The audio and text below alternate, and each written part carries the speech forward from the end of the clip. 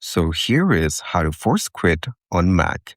There are multiple ways you can do this, and I will guide you through each one of them. Let's say you open an app and you want to quit it. So just right-click on it from the dock and then press the Option key. You will then see the Force Quit option. Just click on it. This way, if any app is stuck, you can use the Force Quit option just like this.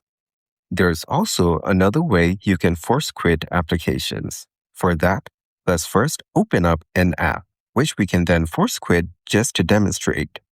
So once you have the app open, you can press the Option, Command, and Escape buttons on your keyboard in order to get a pop-up showcasing all the apps that are currently open.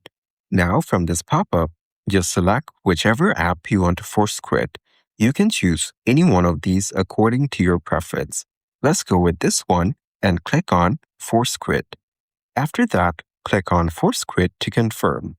And as you can see, the app has now closed. You can then proceed to force quit other apps if you want. And that's it. That is exactly how to force quit applications on Mac.